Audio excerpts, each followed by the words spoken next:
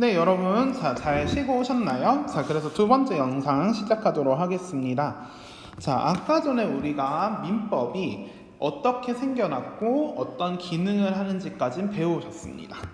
그런데 말이죠. 이 개인의 자유와 평등을 보장하는 이 민법한테도 사실 말하지 못해 과거가 있었습니다. 이 과거를 한번 우리가 보도록 합시다. 교과서 111쪽입니다. 오늘 가장 중요한 부분이기 때문에 111쪽과 112쪽은 반드시 별표를 2개 쳐놓도록 하겠습니다.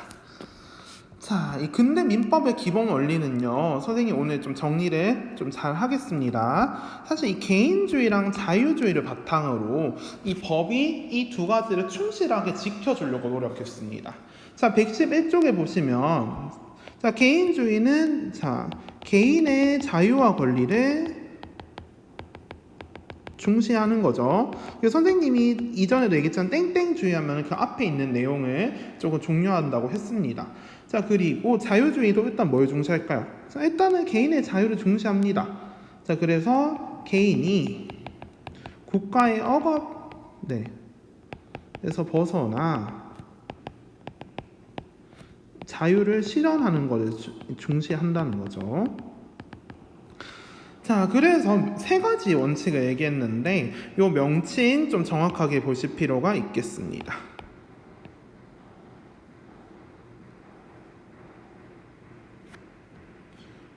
봅시다. 첫 번째입니다. 사유재산권 존중의 원칙입니다. 또 다르게 얘기하기로는 소유권 절대의 원칙이라고 얘기하는데 너무 두껍네요.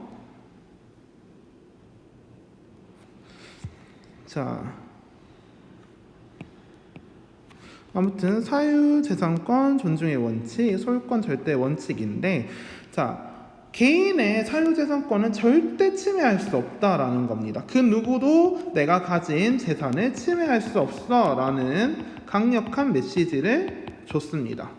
내가 가진 건데 내가 쓰든 무슨 상관이에요? 라고 얘기할 수 있는 거죠. 그 대표적인 예가 소유권이어서 우리가 소유권 절대의 원칙이라고 얘기합니다.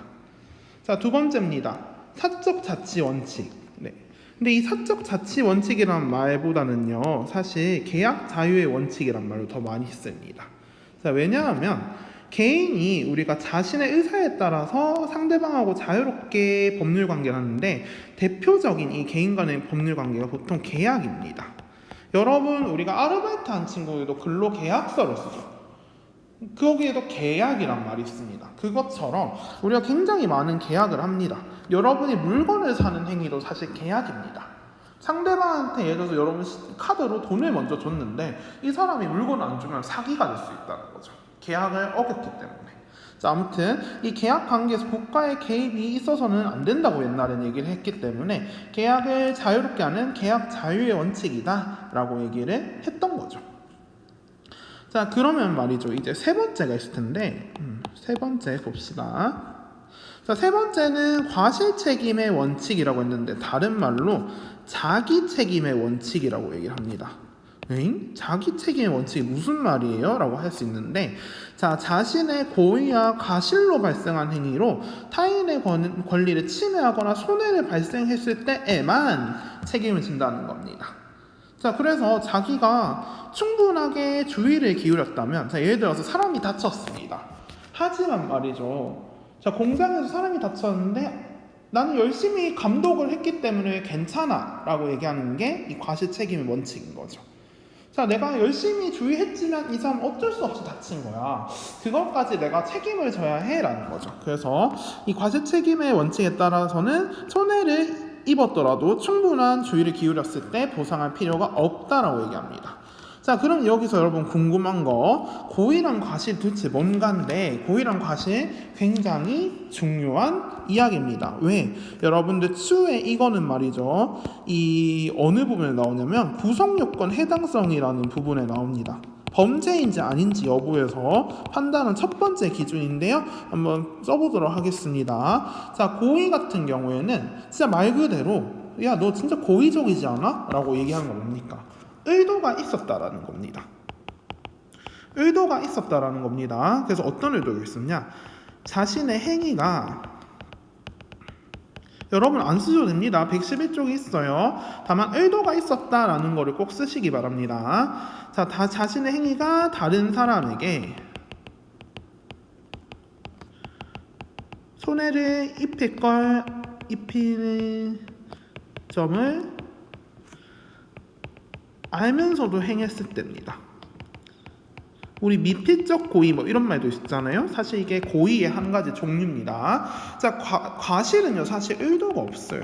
나는 그렇게 할 마음은 없었는데 어쩌다 보니, 자 예를 들어서 수술을 하다 어쩌다 보니 사람이 죽었습니다. 아니면은 나는 그냥 한 번 쓱 그냥 모르고 밀었는데 이 사람이 넘어져서 떨어진 거예요. 그래서 다쳤습니다. 전혀 나는 의도하지 않았어요. 그럴 마음이 없었다는 겁니다. 자, 그래서 근데 요거는 중요한 게 뭐냐? 자, 몰랐지만 부주의했다는 거예요. 내가 주의하지 못해서 사람에게 손해를 입힌 경우입니다. 자, 의도는 없었지만 내가 주의를 기울여지 않아서 사람한테 손해를 입혔다. 이런 경우에 한해서만 과실책임의 원칙에서는 너 잘못했네, 보상해라 이렇게 얘기를 하는 겁니다. 자, 그런데 말이죠, 이게 좀 문제가 있었습니다. 자, 우리가 통합사회 때 여러분 5단원에서 했던 내용입니다. 우리가 시장이 자본주의가 이렇게 발달하면서 개인의 자유를 굉장히 존중했더니 무슨 일이 있었냐? 시장이 독과점이 막 많아집니다.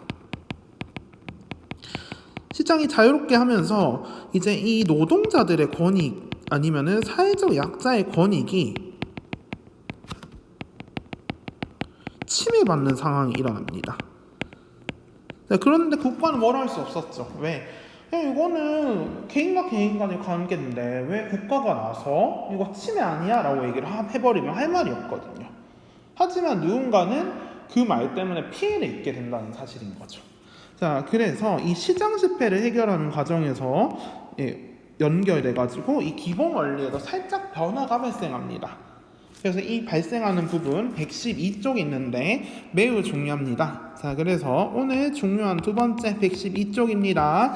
자, 이 근대 민법의 원리를 악용하는 경우가 많다라고 했는데, 자, 사유재산권 존중의 원칙 뭐였습니까? 소유권 절대의 원칙이었죠. 소유권을 절대적으로 보다 보니 이 소유권이 없는 가난한 사람들한테는 허울뿐이었고요. 사적 자치의 원칙, 이 계약 자유였죠. 자, 경제적 강자들이 불공정한 계약을 강요한다는 거죠. 그래서 아동 노동 그리고 저임금 노동이 거의 일상화됐습니다. 특히 영국 같은 경우에 산업혁명 때 우리가 허리도 펴지 못하는 곳에 아동이 10시간 이상 근무를 한다든지 이런 일들이 발생한다는 거죠. 하지만 뭘 할 수 없었습니다. 왜? 계약을 자유롭게 했으니까 책임은 내가 질 거야 라고 얘기를 한다는 거죠. 자, 세 번째입니다. 과실책임 원칙도, 자, 강자가 그저 나는 다 준비했는데 얘가 그냥 다친 거야 라고 얘기를 해버릴 수도 있겠죠. 그래서 자신의 책임을 회피할 수 있기 때문에 약자들한테 굉장히 문제가 되는 원칙들이었습니다. 대표적으로 환경오염. 나는 다 열심히 이거 준비했는데 어쩔 수 없이 이게 방류된 거야 라든지, 사람이 다쳤는데도 나는 이거 다 안전장치 다 했는데 얘가 갑자기 이렇게 됐어 라고 주장할 수 있다는 거죠. 그래서 어떤 방식으로 바뀌었냐? 자, 여러분 요거 비교하면서 보시면 좋을 것 같습니다. 자, 현대민법의 기본 원리 같은 경우 첫 번째, 우리 소유권 상대 원칙으로 바뀌게 됩니다. 그래서 요거는 전제가 있습니다. 개인의 소유권을 존중하나 요게 가야 됩니다. 개인의 소유권 존중하나 공공의 이익을 위해서는 재산권의 행사를 제한할 수 있습니다. 자, 대표적으로 어떤 데냐? 우리가 그 그린벨트. 자, 보면은 우리 서울에도 서울 주변 지역 보면은 막 논밭이 있는 데가 있습니다. 그런 곳은 왜 그러냐면 모두 다 땅을 개발하면은 여러분한테 녹지 공간이 없어지죠. 그러면서 그 땅들은 이제 개발하지 못하도록 그린벨트라고 해서 개발 제한 구역으로 묶어버립니다. 자, 그래서 이 개개인들한테 소유권도 있고 재산권이 있지만 우리가 우리 전체 환경이라는 공공복리를 위해 제한한다는 거죠. 자, 그래서 이거는 헌법 조항에도 있는 내용입니다. 자, 모든 국민의 재산권은 보장된다. 하지만 내용과 한계는 법률 요청한다. 그리고 재산권의 행사는 공공복리에 적합하도록 해야 된다라는 부분이 나오면 이건 소유권 상대의 원칙이 적용되었구나라는 거를 여러분 기억하시면 되겠습니다. 자, 우리 그리고 두 번째입니다. 계약은 이제 공정하게 해라라고 얘기합니다. 자유롭게 얘기했더니 불공정한 거래가 일어나고 있습니다. 자, 그리고 특히 이런 경우가 있어요. 자, 선풍기를 만들었는데 고장이 났습니다. 그래서 화재가 났어요. 그런데 이 선풍기를 만든 회사에서는 야, 이거 너가 잘못해가지고 화재가 난 거지, 우리는 잘 만들었어 라고 얘기해버리면 사실 할 말이 없어지는 상황이 될 수도 있습니다. 실제로 옛날에는 과실책임의 원칙일 때는 좀 피해자가 이 가해자, 이 기업한테 묻기가 조금 애매했어요. 근데 이제는 계약 공정의 원칙이 적용이 되면서 다른 내용들이 있는데 미안합니다. 그 내용하고 이제 관련인데 그건 조금 이따 나오겠네요. 자, 아무튼 계약 공정의 원칙은 계약의 내용이 사회 질서를 위반해서는 안 된다라는 겁니다. 그래서 임금 같은 것도 법에 적용되는 기준을 적용해야 된다는 건데, 자, 보시면 말이죠. 선량한 풍속, 우리 사회 질서에 위반한 내용을 한 법률 행위는 무효다라고 얘기합니다. 예를 들어서 노예 계약이 있다든지 뭐 신분제 이런 거는 헌법에서도 부정하는 거기 때문에 무효가 된다는 거죠. 자, 그리고 상대방이 모르는 걸 틈타가지고 사기를 친다든지, 궁박, 경솔, 그리고 협박을 한다든지, 아니면 잘 모르는 사회초년생한테 최저임금을 너는 최저임금 못 받아 라는 식으로 해서 8,000원에 예를 들어서 계약을 시켰습니다. 이거 불법입니다. 그래서 이런 식으로 공정하게 이른 법률은 또 무효, 원래부터 효력이 없는 걸로 처리하게 됩니다. 그래서 이것도 계약 공정의 원칙과 관련이 있더라라는 겁니다. 자, 세 번째입니다. 세 번째, 방금 선생님이 얘기했던 선풍기 사고랑 관련이 있습니다. 옛날에는 그 선풍기를 만들었던 사람한테 과실을 찾아내라고 하고 있는데, 이제는 어떻게 했냐, 사실 과실 책임의 원칙을 인정하면서도 무과실 책임을 인정하기 시작했습니다. 그 얘기는, 자, 가해자에게 고의나 과실이 없더라도 일정한 요건을 충족할 때는 피해자한테 배상해야 되는 거 얘기하는데요. 요건 우리가 불법행위 나중에 배울 겁니다. 여기서 제조물 책임법, 아까 전에 얘기했던 물건을 만들었는데 그 물건의 하자로 재산상 신체적 피해가 일어났을 경우에는 과실 여부를 떠나서 무조건 배상하도록 하는 규정이 있습니다. 그래서 이 부분 우리가 다음에 배울 텐데 좀 불법행위에서 배울 텐데 좀 어렵습니다. 그래서 미리 이런 게 있구나라는 거 생각하시면 되겠습니다. 기업의 환경보호 책임도 증가하고 있다라는 겁니다. 자, 오늘은 여기까지고요. 선생님이 한번 정리를 해봤습니다. 자, 우리 대한민국 민법은요, 근대 민법의 이 세 가지 원칙을 기본으로 하면서도 우리 사회가 변하면서 수정된 내용을 적용하고 있어요. 그래서 보면 크게, 자, 표 만드는데 꽤 어렵더라고요. 자, 그래서 잘 보세요. 자, 소유권 절대에서 상대로, 계약 자유에서 공정, 과실 책임에서 무과실 책임으로 바뀌었다라는 건데, 여러분 요거 말고 선생님이 아까 전에 그 교과서에 있던 내용도 써놨죠. 사유재산권 존중, 또 요건 뭡니까? 사적 자치, 얘는 과실책임 똑같기 때문에, 근데 또 하나 더 있죠. 자기책임, 요것도 알아놓길 바랍니다. 자, 여러분 이제 모의고사 지문에 요게 나올지 알 수가 없기 때문에 둘 다 알아놓길 바라고, 현대민법은 이 성격이 바뀐 거를 여기 키워드로 알아놓으시길 바랍니다. 특히 무과실 책임 원칙 같은 경우에는 말이죠. 자, 여기 선생님 얘기했습니다. 소유권 인정하되 이런 식으로 얘기했었잖아요. 공공복리 뭐 이런 식으로 얘기했던 거. 얘도 과실 책임 원칙의 기본이네. 여기서 무과실 책임도 인정한다라는 것들, 이런 거 잘 기록해 놓으시면 되겠습니다.